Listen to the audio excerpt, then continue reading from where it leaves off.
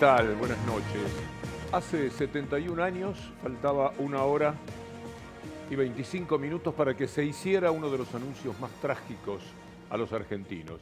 Moría Eva Perón. Evita, que fue el símbolo de la lucha de las mujeres, de los desamparados, de todos los que estaban con el pie de otros encima.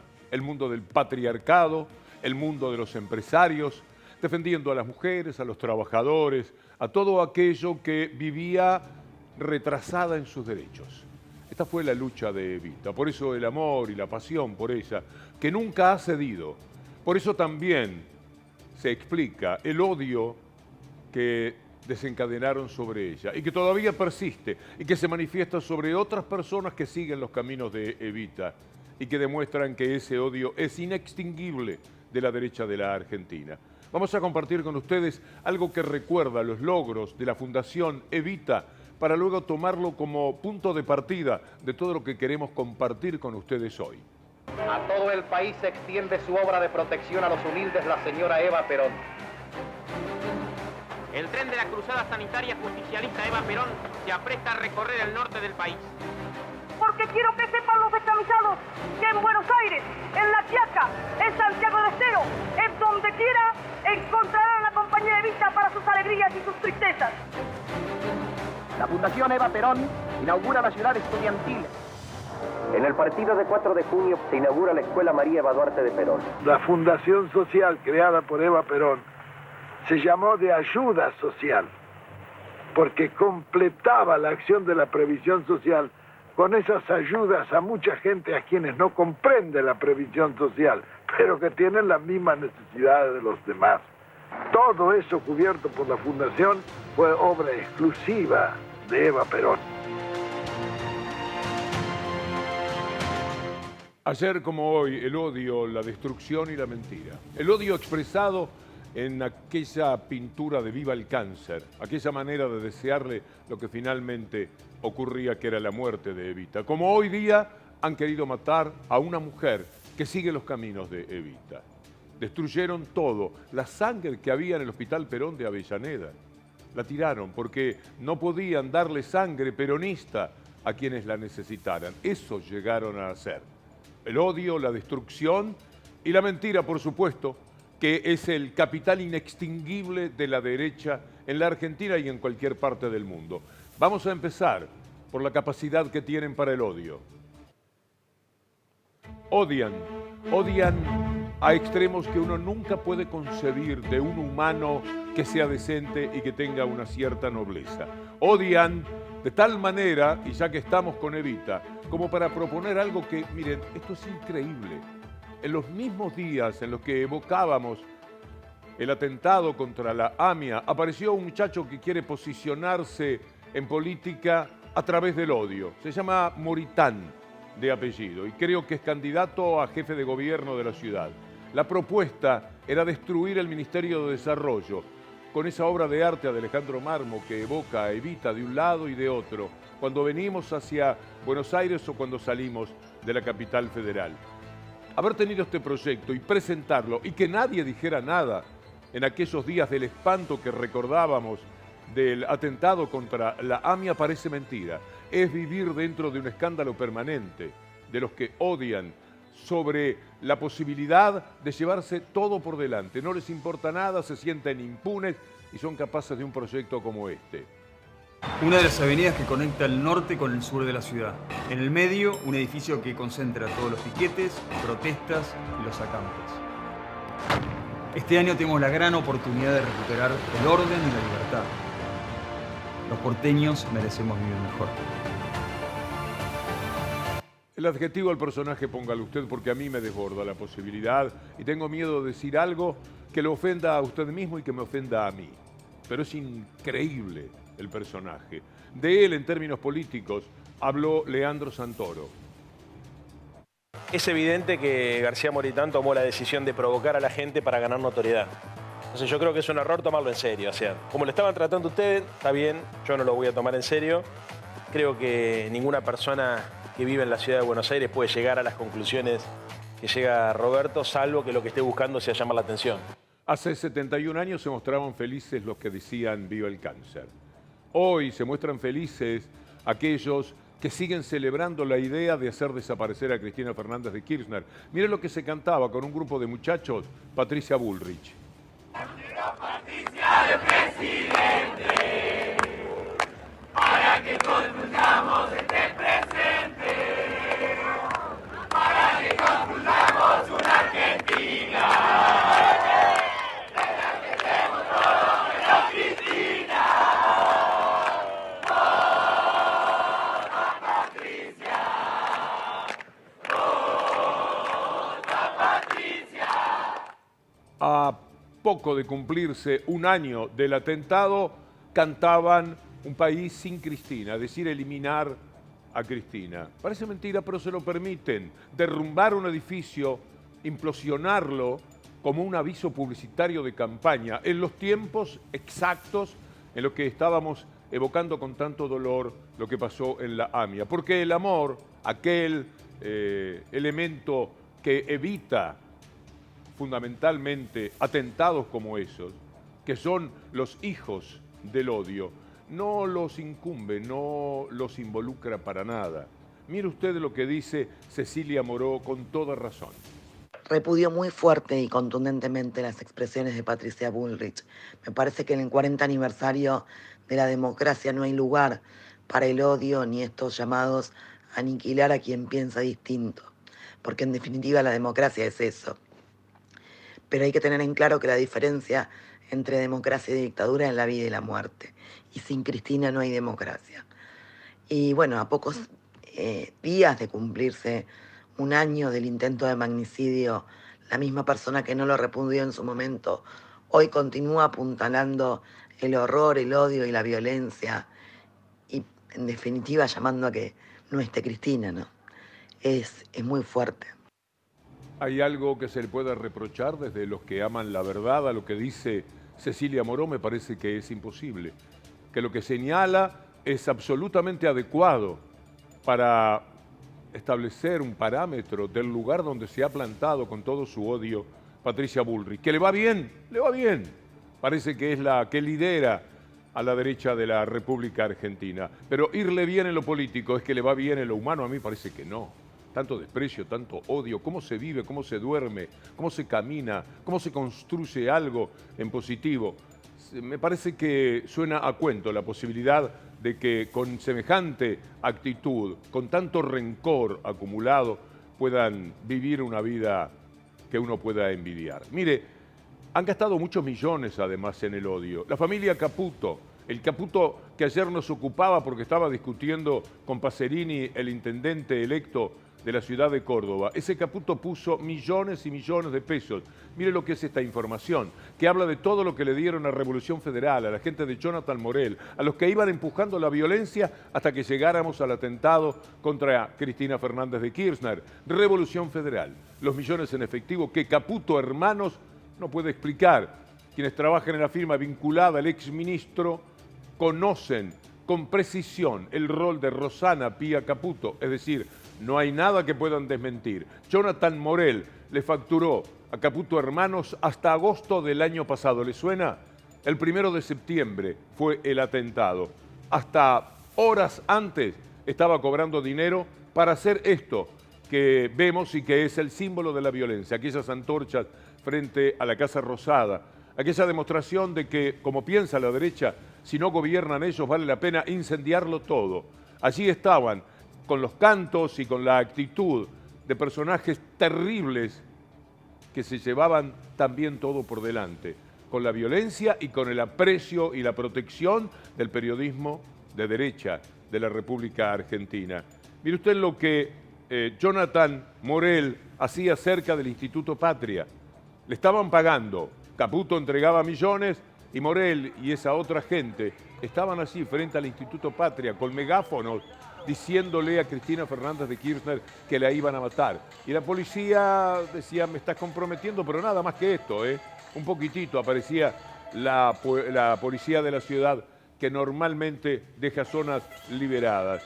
Vean ustedes cuánto pagaron para sostener esta violencia hasta el atentado. Ahí está la cifra, lo que señala Jonathan Morel y todo su odio. La confirmación de que los pagos se extendieron hasta esa época del atentado la dio una empleada administrativa de Caputo Hermano, María Luján Palferro, que declaró en la Fiscalía de Policita, uno de los fiscales: recuerdo que los trabajos se entregaron en agosto de 2022 y después de esa fecha, después del 1 de septiembre, podríamos decir nosotros, no tuve que expedir ninguna otra orden de pago. Veamos al empleado de Caputo en plena actividad de violencia. Por ejemplo, ese 5N no lo puedo ver. Me dan ganas de agarrar la tele y revolearla.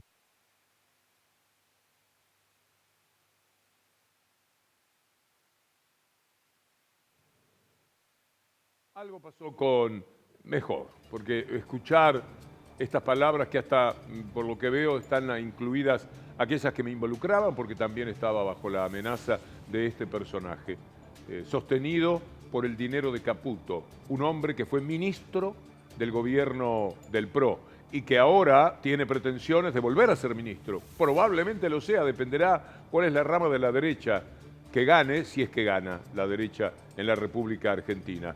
El doctor José Manuel Ubeira, además de abogado, un luchador admirable en este tema, dice: es llamativo que una firma que no tenía absolutamente ninguna vinculación con el mundo de la carpintería se transforme en el proveedor de los Caputo, y ahora nos acabamos de enterar, y cuando le digo ahora es ahora, antes de la feria, que digamos la intermediación de Morel, que es uno de los principales implicados en el asunto, trabajando con proveedores que los Caputo tenían en forma anterior y aumentando en un 50% el costo por esa intermediación, ya realmente resulta más que sospechoso, ya diría ridículo. Entonces, está claro de que no hay ninguna vinculación desde el punto de vista del mundo del negocio entre Morel y Caputo, sino que nosotros lo que pensamos que hay un financiamiento irregular para una actividad pseudopolítica que finalmente terminó siendo lo que ustedes ya se imaginan que terminó. Por supuesto que hoy estamos dejando afuera toda la participación mediática. Usted recordará, a la gente de Telefe al otro día del atentado llevaba a los participantes que habían estado en toda esa ola de violencia para que expusieran sus descargos y para que dijeran que ellos eran los atacados, que ellos eran las víctimas. Y como esa participación, ni hablar lo que hacían esos mismos días la mafia de Clarín, que para quitarle entidad a lo que habían hecho y a la plata que había puesto el PRO a través de Caputo, o Caputo pensándose como parte del PRO, decían que el atentado no había existido, era un supuesto atentado. En realidad, Cristina Fernández de Kirchner necesitaba ese atentado porque no tenía demasiada prensa, qué sé yo, por algo así, por un disparate de esa naturaleza. Un canal llevaba a los autores de la violencia al otro día del atentado y otro canal decía al primer, segundo y tercer día del atentado que era un supuesto atentado y que Cristina Fernández quizás tenía que ver con la preparación del atentado contra ella misma. Pero dejemos a la prensa porque nos ocupamos cada día y hoy queríamos hacer este recorrido que tiene que ver con la impunidad política. Mire este tuit de Juan Grabois. Esto es increíble. Las cosas que hay que ver.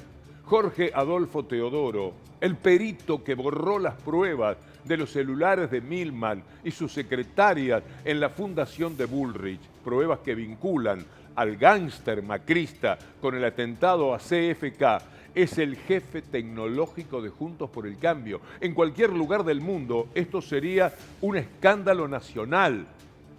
De verdad que es un escándalo. Mire usted la demostración fehaciente de que esto es así. Ahí está la designación. Representante tecnológico. Se designa como tal a Adrián Hugo González y como representante tecnológico alterno a Jorge Adolfo Teodoro, el hombre que borró de los celulares de Milman y de sus ángeles de Milman, borró todo lo que podía comprometerlos, referido al atentado contra Cristina Fernández de Kirchner, que Milman por lo menos conocía, según sus palabras, y su felicidad de que para disimular podía estar fuera de la ciudad de Buenos Aires. Solo en la Argentina. No se consigue en otro país algo tan continuadamente falaz, tan continuadamente amenazante y horrendo como lo que la derecha mediática y política de la Argentina propone cada día. Como dice Agustín Rossi, la defensa suya, el trabajo de ciudadano, que no es el único, es votar, votar y votar, expresarse en las urnas para que no le caminen por encima justamente estos violentos, estos mentirosos y toda esta gente que ha hecho un estilo de vida del odio. Los opositores andan allí por la vida, diciendo un día una cosa, otra cosa, en función de lo que dice algún focus group, sin ninguna sustentabilidad y sin ninguna razonabilidad. ¿Alguien sabe cuál es el plan para bajar la inflación que tienen los que generaron, entre otras cosas, la inflación? Digo, porque no nos dejaron Disneylandia en el 2019, ¿no? Nos dejaron un país con el 55% de inflación. No, nadie sabe. ¿Cuál es el programa de desarrollo? Tampoco sabe. ¿Qué es lo que van a hacer con la energía? Tampoco lo dicen. Es simplemente cliché, frases hechas que le da algún consultor y con eso transitan el escenario electoral, ¿no? El momento de defender esos derechos que conseguimos y que se consiguieron por la lucha de determinados sectores sociales y por la aplicación de gobiernos como el de Perón, el de Eva, el de Néstor y de Cristina, es ahora. Eso nosotros tenemos que tratar de transmitírselo a los argentinos. No es la elección de un intendente, no es la elección ni siquiera de un gobernador. Es alguien que determina la vida económica, la vida social de la sociedad y la tuya. Odio y destrucción, de eso se trata. Odian y destruyen derechos. Y a veces no lo advierte el propio trabajador, cuyos derechos se llevan por delante. Lo decía muy bien aquí ayer Juliana Di Tulio. Lo que pasa es que también, no tengo que decírtelo a vos, Víctor Hugo, que sos un hombre que viene machacando con esto hace mucho tiempo, demasiados años. Pero los grandes medios, los medios hegemónicos, los que tienen posición dominante, oligopolios, como les digo yo, ¿no?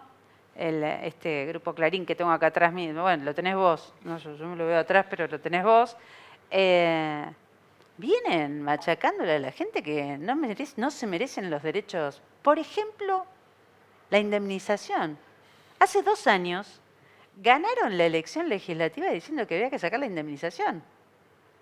Y a mí, yo te digo, sí, se me facilita, pero también cuando estás peleando contra Goliat, es difícil explicarle a la gente que si se queda sin indemnización, se queda sin nada y sin derechos. O sea, es una cosa fuerte, ¿no? Porque te piquetean en la cabeza, son como el pájaro carpintero, ¿no? Que te van diciendo, vos no tenés, no te lo merecés, no te lo merecés, no te lo merecés. Y yo creo que llega un punto que alguna gente lo cree, ¿no? Que lo cree.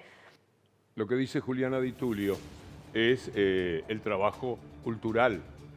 Crear una idea que le llega hasta el propio trabajador, negando los derechos del trabajador y el trabajador asumiendo esa posibilidad. Parece mentira, por eso es que hay que dar la lucha y la pelea. Mire cómo van por la dignidad del trabajador. Escúchela a Patricia Bullrich hablando ante sus patrones de la sociedad rural.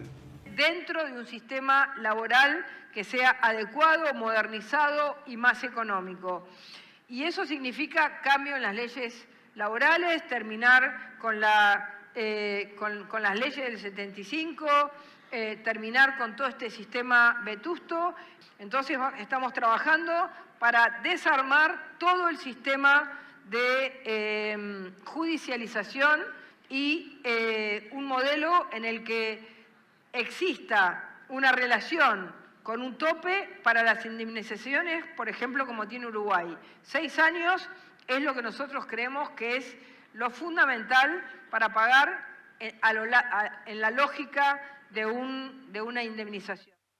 Es un bla bla insoportable. A veces da la impresión de que ni ella sabe lo que dice, pero sí sabe cuál es el rumbo que tiene. Bueno, uno de los estados fundamentales que ella procuraría para la Argentina es la destrucción de los derechos del trabajador, la indemnización, por ejemplo. ¿Entienden los trabajadores que esta gente viene por semejante derecho? ¿Que lo puedan echar del trabajo a cualquiera porque sí? Pasen por la oficina de recursos humanos. Tienen que hablar con usted. Y uno va y se para allí y le dice, está despedido. Y vuelve a su casa y dice, estoy despedido. Y no tiene derecho absolutamente a nada. Eso es lo que están queriendo. Pero mírelo ahora a Larreta ante sus patrones de la sociedad rural, diciendo además que entiende la informalidad del trabajo en el campo. Esto parece mentira, pero es lo que va a escuchar. Terminar con la llamada industria del juicio. Así, en detalle hay que modificar esa ley. Y hay que terminar con esto, de que una pyme agropecuaria de 8 o 10 empleados, un juicio laboral les voltea la empresa entera. Conclusión, todos tienen pánico de tomar un empleado. Bueno, con esos gestos y con esas maneras de decir, está nada menos que atacando también los derechos del trabajador, no defendiéndolos desde ya. Está bien la informalidad del campo, él los entiende, ¿qué se va a hacer? Ya le hemos mostrado a ustedes lo que es la informalidad del campo, pero lo vamos a hacer de nuevo. Y antes vamos a tomar un hombre fuerte del campo, el señor Grobocopatel, diciendo que es un prejuicio, y está Larreta hablando en la sociedad rural de la informalidad del trabajo en el campo. Creo que sí, hay una deuda en general en toda la Argentina de tratar de mejorar las condiciones de vida, pero no veo por qué el sector agropecuario sea algo especial y remarcable, salvo que tengas un prejuicio en contra del sector agropecuario, que me parece que tu insistencia tiene que ver con un prejuicio de que en el campo se trata mal a la gente, y yo no estoy de acuerdo con eso. Más allá de que puede haber casos excepcionales. Si es por mí específicamente, yo me refiero puntualmente a las inspecciones que hacen en el Ministerio de Trabajo, en el... Prejuicios, señor Grobocopatel, prejuicios, y serían situaciones excepcionales aquellas en las que nos basamos para decir lo que pasa con el campo. No, mire estos números, mire estas placas. Y usted que puede, y que seguramente es un hombre decente, luche para que cambien. En la rama agricultura, ganadería, caza y silvicultura, entre diciembre del 19 y del 22, cayeron 11.000 puestos de trabajo registrado privado. En el campo, solo el 4.9% representa el empleo en el agro. Y finalmente, los salarios de la industria son 90% más altos que en el agro. Por eso es que se piensa en un país de carácter industrial. Pero lo que tendríamos que mostrarle también, y lo podemos hacer mañana, es que hasta el 86% llega la informalidad en algunos sectores de la Argentina. Pero mínimamente el 50% es trabajo informal, el que da el campo en la Argentina. Nada les viene bien. Cuando hablamos del campo hay que pensar que nada los satisface. La voracidad es tal, la de los ricos. Estoy seguro que el trabajador verdadero de campo, el hombre de 50 hectáreas, no está en esta desatada demencia acumulativa. Supongo que no es así de ninguna manera, porque creo haber charlado con muchos de ellos en charlas, en presencias en el resto del país. Lo que se trata es de señalar a aquellos que sí piensan nada más que en las ganancias. Miren lo que dice Achetoni, el tema del maíz. Hay un impuesto, una cuestión del dólar para los que tienen maíz, que por supuesto no alcanza a los que no tienen maíz. Es decir, toda medida del gobierno beneficia a alguien y perjudica a alguien. Lo que se trata es de buscar luego componer una situación equilibrada, pero no hay ninguna decisión que no tenga su lado bueno y su lado malo. Entonces, tienen que entender que no pueden vivir quejándose de un gobierno que es el pueblo, un pueblo que les da todo el tiempo les da todo. ¿Cuánto precisan por la sequía? 20.000 millones. Aquí están los 20.000 millones. Está bien que no siempre es generosidad, sino que muchas veces es el fruto de la extorsión, pero van los 20.000 millones. Hay inundaciones. ¿Cuánto precisan? 30.000 millones. Van los 30.000 millones. Y siempre ganan. Siempre. Entonces, esto que vamos a escuchar de Achetoni es como el complemento de lo que venimos mencionando respecto a la actitud que tienen con relación al trabajo, el trabajo informal, lo que llaman prejuicios y todo lo que defienden personajes como Larreta y Bullrich, candidatos a presidentes de la Argentina. Al que tiene maíz y le mejoraron la posibilidad de la paridad cambiaria es quizás una buena noticia. Ahora, lo que genera una asimetría muy fuerte es con el productor de maíz que tiene emergencia, que tiene desastre y que no cosechó, porque a ese no lo han ayudado y al que tiene producción le están dando una condición especial. Y después el desequilibrio con el consumidor de maíz, ya sea para proteína cárnica, lácteos o huevos. Nada le sirve, nunca. Es espantoso. Mire usted lo que dice Evo. Ayer, hablando junto a Juan Grabois en la Facultad de Odontología. ¿Sabe? ¿A qué conclusión estoy llegando? Mi experiencia. Para la gente que tiene mucha plata, ¿para qué necesita hacer política? Nada. La política debe ser para la gente humilde, para la gente pobre, para que siente igualdad. A esa conclusión llego.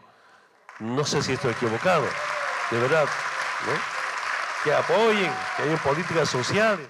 Es tan admirable Evo, con personajes tan extraordinarios como Evo es que nos defendemos de otros como Lacunza y La Espina. Hablando, por supuesto, del Fondo Monetario Internacional. Amo el Fondo Monetario Internacional, quiero estar con el Fondo Monetario Internacional, quiero la puerta giratoria de estar haciendo los negocios del Fondo Monetario Internacional y luego, si ganamos alguna elección, ser parte del Estado para favorecer al fondo, para tomar el préstamo vil, bochornoso, que dio el Fondo Monetario Internacional y después pagarle a los asociados que vienen a ser los que compran esa deuda. A La Espina y Lacunza no solo les inquieta el escenario incierto en el que podría desarrollarse un eventual proceso de transición de poder, sino la herencia económica. Ellos, la herencia económica que dejarán los Fernández. Entre otras cosas, advierten que Massa patea gastos y adelanta ingresos, trasladando el impacto de la crisis a la próxima administración. Bueno, lo que queda claro es que al FMI, le cuesta cada vez más acompañar el desastre que está haciendo este gobierno. ¿Pueden ser más desvergonzados? ¿Existe mayor caradurismo? De verdad le pregunto. Entendámonos, aunque usted sea una persona de derecha, ¿usted justifica esto? ¿De verdad está de acuerdo con este tipo de expresiones?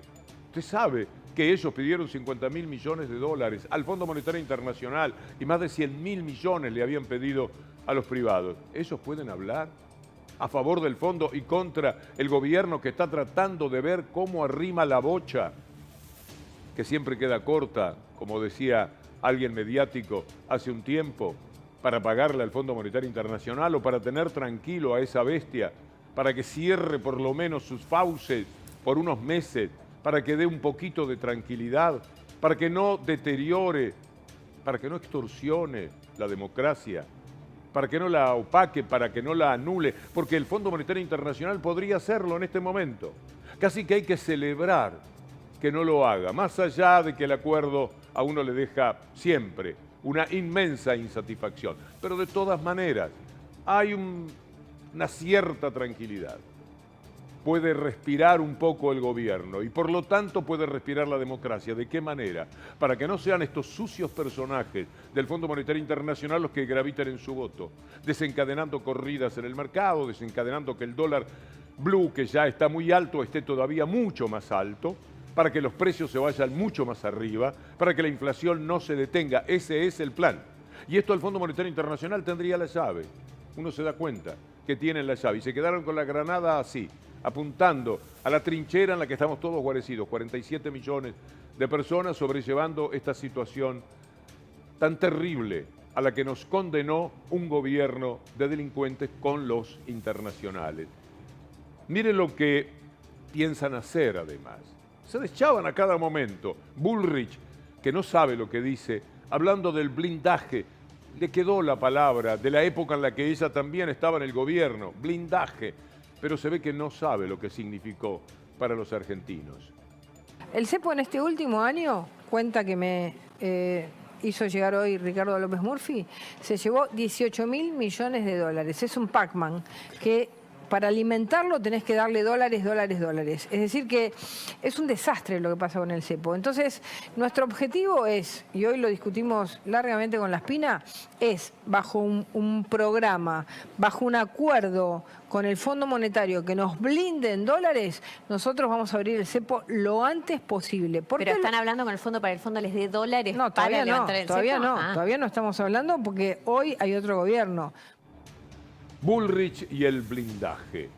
Pero hay quienes acompañan esa movida, porque a lo mejor no entendimos nosotros. Es decir, el pueblo en su hambruna, el pueblo en su desesperación, la clase media estafada, todo lo que se vivió en aquella época y que es de película. Está muy bien lo que hizo Benjamín Ávila, porque es de película, es de serie aquello que pasó en aquellos años.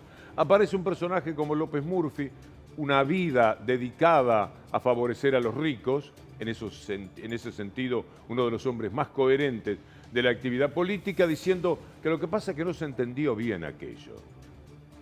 El país soportó históricamente ese periodo que va desde el 98 al 2001 con una presión externa enorme por el diseño de nuestras políticas cambiarias y monetarias, y ese esfuerzo que se hizo fue quizá incomprendido por parte de la población, pero era lo necesario para evitar lo que ocurrió luego, que fue una catástrofe, cuando se rompió no solo el orden monetario y cambiario, del cual nunca más pudimos volver, sino todos los contratos de la sociedad argentina. Y lo que hizo el presidente de la Rúa fue tratar de preservar de la manera más honorable el funcionamiento de los poderes de la República. En ningún momento hubo ninguna acción que se, digamos, apartara de esa regla. No habíamos entendido, tiene razón López Murphy. Larreta está contra el blindaje. En aquellos años Larreta era uno de los elementos que empujaba a la muerte al doctor Favaloro. Pero vio lo del blindaje, lo mal que cayó la idea de Bullrich, lo desubicada de la idea, y como están en una interna en carne viva, aprovechó la ocasión y dijo: plantean algunos candidatos es que irían a hablar con el fondo, por ejemplo, para conseguir un blindaje, o que al plantear una dolarización llegarían esos fondos al Banco Central. Digo, poco es no coincidir, pero digo, es lo que dice. No, pero de vuelta, que blindaje hizo de la Rúa. Blindaje, así como lo llamas vos, blindaje lo hizo de la Rúa. No vamos a repetir eso. Miremos la historia argentina, estudiemos. ¿Cómo vamos a repetir el blindaje de la época de la Rúa? ¿Cómo terminó de la Rúa después el blindaje? Lo mencionaron ayer. Bueno, sí. pero está bien, pues yo no coincido, déjame decirlo. Yo no coincido volver a hacer un blindaje como hizo la Rúa, no coincido. No coincido. ¿Qué vamos a ir a pedirle otro préstamo más al Fondo Monetario? Esas son las soluciones. Seamos realistas. Más allá de que resulta patético, Larreta cuando entrega estas expresiones, el drama es que además mienten mucho. Dicen cualquier cosa porque tienen detrás un sector muy poderoso, mafioso, del periodismo de la Argentina, que los blinda, que los ayuda, que los acompaña, y que cuando dicen barbaridades se las esconde. Y cuando están posicionándose como candidatos, los acompaña. Vamos a una mentira de Larreta. Cuando yo sea presidente, se lo digo al campo, no va a haber más cupos, no va a haber más limitaciones cuantitativas. Y va a haber apertura de... Vamos a sacar las retenciones de 200 productos de economías de regionales el día cero. De los que vos mencionabas, los limones, el aceite de maní del sur de Córdoba, estamos arriba. Aceitunas, digo, cero retención el primer día. Y después, para los granos, vamos a tener un cronograma para ir bajando las retenciones, que son un pésimo impuesto a las retenciones, un desastre. Vamos a sacar las retenciones de 200 productos de economías de regionales el día cero. Bueno, esto es lo que Larreta se permite. 200 economías regionales, bla, bla, bla, bla. Pedro Peretti será el encargado de decirle que es una rotunda mentira, una vez más. Que ninguna economía regional pagará retenciones. ¿Qué significa eso? Significa que prácticamente ya no pagan retenciones. Lo que puso ahí Sergio Massa, lo que le dijo, Larreta dijo que había 200 economías regionales que pagaban retenciones. Mentira absoluta. Es mentira eso. Solamente 6. Y después de septiembre, ninguna van a pagar retenciones. Las retenciones de economías regionales mayoritariamente las sacó Julián Domínguez en diciembre del 21, cuando hizo una rebaja generalizada de retenciones a las economías regionales. Mentira absoluta. Qué país especial, ¿no? Pero no de M, como dice un buen sector de la oposición, atacando a la Argentina porque el país es muy malo, es una porquería según ellos, sino gobiernan ellos, que justamente cuando los tuvo al frente del poder político lo hizo caer en desgracia al país, a la sociedad. Mire usted lo que en La Nación más le critican a Massa, porque Massa, frente a tantos que dicen, este es un país de M, dijo que no es así, y entonces le estaban pegando por eso. Sin embargo, Massa hoy habla de sociedad de mierda. Él dice, bueno, mucha gente habla de sociedad de mierda, esta no es una sociedad de mierda. ¿Querés verlo? Muy cortito. La Argentina tiene la fuerza suficiente para sobreponerse a cualquier adversidad. Y los argentinos somos capaces, por más que alguno quiera decir que somos una sociedad fracasada o de mierda. Somos una sociedad fracasada o de mierda. ¿Quién dice eso? No sé. Para mí no somos una sociedad de mierda. No, yo nunca escuché además que alguien lo diga. No sé a quién se refiere. No lo Está sé. hablando de alguien en particular. Somos jodidos los argentinos, qué pueblo de mierda. Somos una mierda, somos una mierda. ¿Qué le recomendaría a la gente? Que se vayan de este país de mierda. Me da vergüenza la Argentina, me parece que somos un país de mierda. Somos un país bananero del África meridional, pero somos un país de mierda. ¿Cómo querés que no tenga asco de este país? Yo te juro, tengo asco de este país. Y digo país, quiero decirles que claramente debe ser la sociedad más fracasada de los últimos 70 años, pues la única que era entre las 5 más ricas y hoy estamos llegando a niveles del 50% de pobreza en muchas regiones del país. Y eso es mucho dolor, mucha tristeza. Mucha gente angustiada, desesperanzada, no entendiendo el porqué. Debe ser la sociedad más fracasada de los últimos 70 años. Si un país de M aludiera a Macri, bueno, se podría entender un poco mejor. Hablando de Macri, uno de sus amigos más preciados, más importantes, por supuesto un inmenso corrupto, no sé cuántos amigos decentes podrá tener, porque hay que ser amigo de Macri o de la gente que lo rodea. Es algo bastante especial, ahora que están todas las cartas sobre la mesa.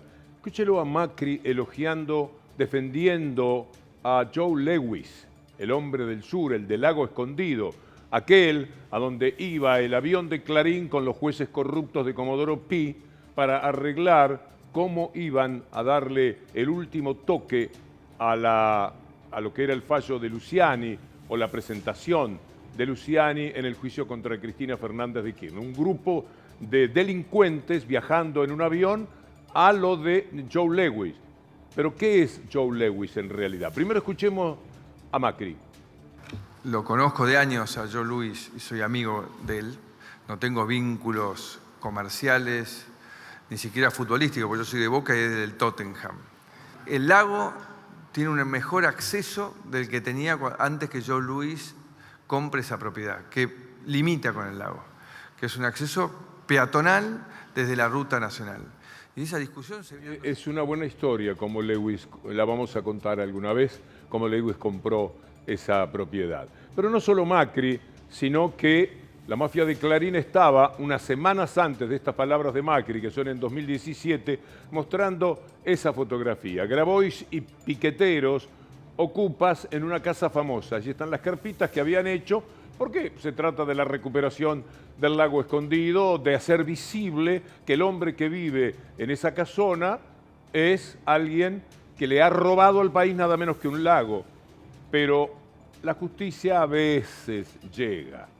Llegó en Nueva York, acá sería imposible imaginarlo. Ahí lo tenemos a Joe Lewis, el dueño del Lago Escondido, acusado por abuso de información privilegiada. Millones y millones de pesos que le hizo ganar la gente. Cuando él se harta de ganar él, hace ganar a los demás. Y por supuesto, quedará lo que corresponde. La justicia de Nueva York lo ha juzgado. Tenemos ahí al fiscal acusatorio en Nueva York. ¿Sabe cuánto pagó Lewis para no ir preso? 300 millones de dólares. Esto da una dimensión del delito que ha cometido. Bursaco, el socio de Mañeto, en la estafa a la Conmebol y a la FIFA con la compra de los derechos del fútbol, tuvo que pagar entre 25 y 30 millones de dólares. Una ganga, una bicoca comparada con lo que tuvo que pagar Lewis. Está hasta las manos, evidentemente.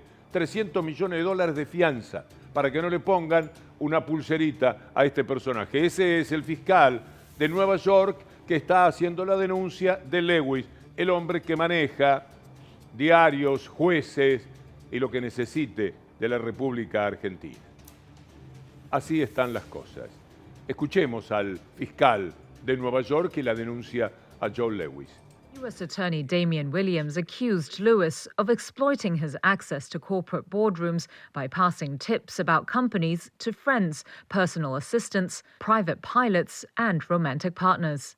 And that enabled them to reap millions of dollars of profit. Now, none of this was necessary. Joe Lewis is a wealthy man. But as we allege, he used inside information as a way to compensate his employees or to shower gifts on his friends and lovers. That's classic corporate corruption. It's cheating. And it's... Me da mucho gusto saludarlo, querido presidente Evo. ¿Cómo anda? Muchas gracias por esta entrevista. Muy contento de estar nuevamente en Argentina. ¿Qué lo trae por acá al amigo esta vez? Como siempre, no faltan invitaciones. Vine a algunas charlas sobre el tema litio, muy contento. Como siempre, el cariño, el respeto del pueblo argentino y como también de mi parte, tengo muchos recuerdos después de 11 meses exactamente de Argentina. Hay una situación que usted conoce muy bien, que es la pelea por el litio en nuestra América. Ahora se enfocó, por ejemplo, en la provincia de Jujuy, donde miles de personas están luchando para que no les roben el litio. ¿Qué puede decirnos desde Bolivia? ¿Qué ha hecho Bolivia y qué podría tomar la Argentina? A ver, hermano Víctor, usted sabe que estaba todo privatizado en Bolivia, incluido el litio. Parte de las políticas, yo diría un programa inmoral, criminal de Monroy, América por los americanos. Casi en 200 años implementaron políticas de intervencionismo, bases militares, planificar cómo dividir a los movimientos sociales, dividir para dominarnos, robar nuestros recursos naturales. Y cuando hubo el levantamiento de los distintos sectores sociales, en Bolivia, particularmente el movimiento indígena, ahí viene el genocidio.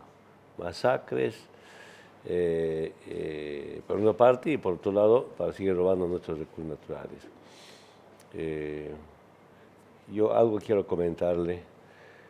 En esta lucha sindical social, nos planteamos nuestras luchas, nuestras marchas, uno, por una reivindicación social y otro, por un cambio estructural. Con el poder sindical podríamos conseguir alguna reivindicación, pero no el cambio estructural al modelo neoliberal. Ahí viene nuestro movimiento político más y PCP. Dijimos, también tenemos derechos políticos, como gente humilde, como gente indígena, la gente pobre. Y llegamos al gobierno, ya, podemos cerrar la base militar, podemos nacionalizar, y empezamos con las políticas de nacionalización, incluido el tema del litio.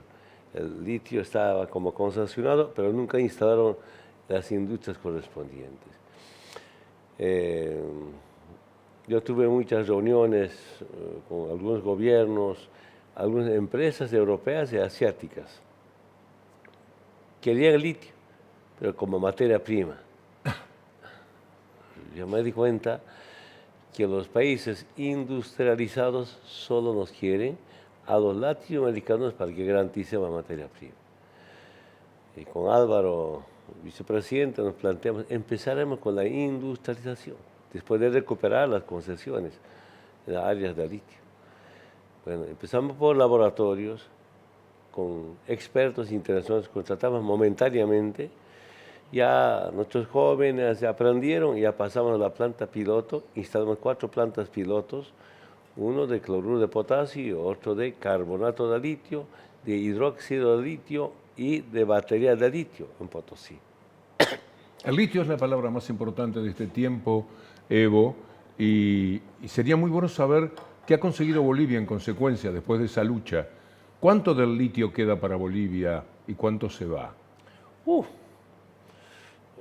Son millones y millones de carbonato de litio puedes exportar, producir, convertir en baterías. No tengo los datos exactos. Pero cuando nosotros como Estado, con nuestras reservas internacionales hemos empezado, ahí viene el golpe. golpe al litio, golpe a nuestro modelo económico, pero de paso golpe del gringo al indio. Por eso estaba Estados Unidos detrás del golpe. Mira, sigue las políticas de Estados Unidos. Julio del año pasado, la preocupación del Comando Sur entra en la órbita del litio. Y una parte textualmente dice, América Latina es nuestro barrio y es a menudo olvidado. América Latina es barrio de Estados Unidos. Eso se están confesando. Mira esto. Lo muestro. Trump a los conservadores reunidos en México. Debemos detener la expansión del socialismo. 18 de noviembre del año pasado, en México. Sí. Y esto más... Qué interesante esto. Gracias, Evo, por haber traído este material como no habíamos previsto. Mira esto. Debemos detener la expansión del socialismo y simplemente no permitirle que continúe arrasando con la región a nuestra tierra. Y debemos reconstruir nuestras economías para apoyar a nuestros trabajadores y nuestra familia, dijo Trump. A nuestros trabajadores y nuestras familias. Exactamente. Y usted estaba por el lado de los trabajadores y familias bolivianas. Para Donald Trump, nosotros somos su familia, sus trabajadores. Pero mira, la última parte, simplemente no permitirle que continúe arrasando con la región o nuestra tierra. Para Donald Trump, toda América Latina es su tierra. El patio trasero famoso, en realidad. La historia se repite. Y lo peor, este año, 4 de febrero. La general Laura Richardson dice, los recursos naturales están disponibles para nuestras necesidades. Si estos países solo produjeran rábanos, no les pasaría nada. Claro. Pero ustedes tienen litio y la Argentina también tiene litio y por eso se ocupan de nosotros, ¿no? Y además de eso, otro, recuerda en el país me al deber. Esto, Estoy disfrutando, Evo. Estados Unidos se queja por la actividad maligna de sus adversarios en el Triángulo Litio, compuesto por Bolivia, Chile y Argentina. Mira, seguimos en la mira del imperio. Yo digo, litio ya está militarizado mediáticamente. Pero cuando dieron el golpe de Estado, no había lecturas tan fidedignas como la que usted nos hace ahora respecto a que el litio integraba los intereses de Estados Unidos para derrocar el gobierno de Evo Morales. Yo quiero mostrarle algo, porque en realidad nos salió más barato este ataque. Esto que va a ver, si no lo ha visto, le va a asombrar. Tiene que ver con las actividades de la CIA. Tiene que ver con lo que Estados Unidos le ha hecho a nuestra América. Veámoslo. Fine, okay. He was democratically elected. Right, okay. Is that okay to overthrow a democratically elected government? Is it okay? It depends on what your national security interests are. Are you denying that Pinochet caused huge suffering in that country? I don't buy. That he committed crimes, I agree. But it's worth it. Huh? Is that what you're saying? Yeah, those crimes are worth it? Yeah. Sometimes, unfortunately, things have to be changed in a rather ugly way. All these things, this truth thing and all that, there's nothing but propaganda mills. Do you really think I didn't know so. Are they all conning us, lying us? Yeah, Amnesty International? Amnesty International is right in the middle of it. I've seen their names in the cemetery in Santiago. Yeah, you're saying they're thousands. There aren't thousands. What right have you, when I mean you, the CIA, the United States government, or any foreign... ¿Se da cuenta, Evo? Cómo reconocen lo que le han hecho durante décadas, siglos, podría decirse, a América Latina. Cuando algo se les escapa, por ejemplo el litio, viene un golpe de Estado. El delito que tenemos muchos países de América Latina es tener los recursos naturales. En Bolivia, pese a más de 500 años de la invasión europea, la República, siguen apareciendo recursos naturales a flor de tierra. Litio, hierro, petróleo. Me acuerdo perfectamente en un grupo de hermanos indígenas del oriente boliviano me vienen y me traen galones de petróleo. Y me dice, está chorreando como de una pilea, como una vertiente. Pido a las Fuerzas Armadas preparar un helipuerto para que pueda entrar, quiero conocer eso. Un parque nacional. entramos, aterrizamos, me hacen camino por el río, petróleo chorreando. Será liviano, será pesado, yo no conozco. Pero agarras, prendes mecha, prende. Esa es Bolivia, esa es la América Latina. ¿Cuánto se llevaban de Bolivia las grandes empresas en otra época y cuánto le quedaba a Bolivia de todo lo que Bolivia tiene en su tierra? Todo ejemplo del gas, hidrocarburos. Con Víctor Paz Estensoro y Hugo Banzer Suárez, 85 se junta la democracia pactada, porque por 20 años el pueblo nunca elegía presidente, solo votaba, pero ¿quién elegía? El Congreso, mediante la democracia pactada.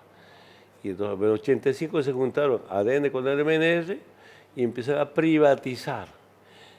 Casi en 20 años de neoliberalismo, ¿cuánto era la renta petrolera? 3.000 millones de dólares. 1 de mayo del 2006 nacionalizamos. En 3 años la renta petrolera, 38.000 millones de dólares. De 3 a 38. De 3.000 millones casi en 20 años. Nosotros 3 años, 38.000 millones de dólares. Entonces dio vuelta la ecuación.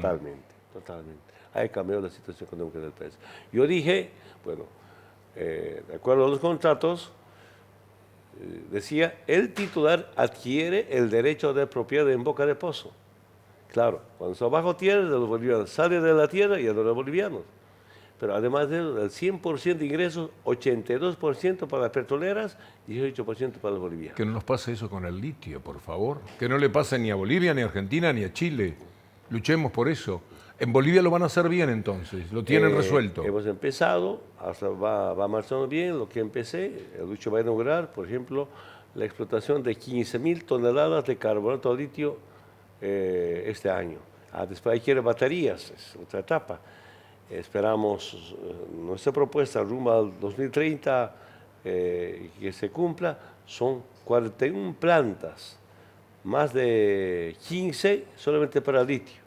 Las otras plantas son para insumos, para subproductos. Hasta donde pueda usted hablar, porque entiendo que usted es presidente en el corazón nuestro, presidenciable de Bolivia y significa mucho. Entonces, cada palabra que usted diga tiene un peso especial. Pero ¿hay alguna idea ante el litio, por ejemplo, de Jujuy, los problemas que en este momento tenemos una especie de malón por la paz? Desde Jujuy hasta aquí. El pueblo en marcha, algo que usted sabe porque estuvo al frente alguna vez de su propio pueblo, marchando por los derechos del pueblo. ¿Ahora? ¿Otra vez? No sé. Ahora sí, ahora sí. No, perdón, pensé que me decía de Bolivia otra vez. No, sí, ahora en este momento están marchando. No sé por exactamente litio. si tenemos el dato por dónde van hoy, me gustaría. Gente que está dando la pelea por el litio y por otros derechos en Jujuy. Mira, tema litio. Entre Chile, Bolivia, Argentina, ojalá México paz, debe ser política de Estado. Ahí no deberíamos tener diferencias entre izquierda y derecha. ¿No? Todos unidos, pero la base es cómo los estados empecemos a industrializar. Yo sigo convencido, si nosotros cumplimos con nuestras metas, como deseamos, como deseo, estoy seguro que entre Bolivia, Argentina y Chile podemos ser potencia. Una cosa es potencia, otra cosa es imperio. Pero seamos potencia en el litio, está en nuestras manos. Pero que nosotros debemos dar el valor agregado al litio. ¿Generan mucha presión esos intereses internacionales en la sociedad boliviana? ¿Trabajan con las ONG, las embajadas? ¿Meten presión para que Bolivia no pueda ser auténticamente soberana en el tema del litio? ¿O lo tienen resuelto? No es sencillo garantizar. Hay la derecha boliviana, como siempre, sometido, subordinado a las políticas del imperio, pero hay una gran conciencia del pueblo, porque en corto año, 14 años, usted sabe muy bien, demostramos que Bolivia tiene mucha esperanza, mucho futuro, y eso sentando la soberanía económica, no solamente soberanía política. Y ahora, si damos el valor agregado al litio, imagínese el futuro y la esperanza de nuestra querida Bolivia. Como le digo siempre, Evo, usted es una emoción. Muchas gracias. No, muchas gracias, hermano Víctor. Me alegría que usted acompañe con sus reflexiones a este pueblo que lo necesita mucho. Amigos, volvemos, amigas también. Volvemos mañana si Dios quiere. Hasta entonces. Gracias, Evo.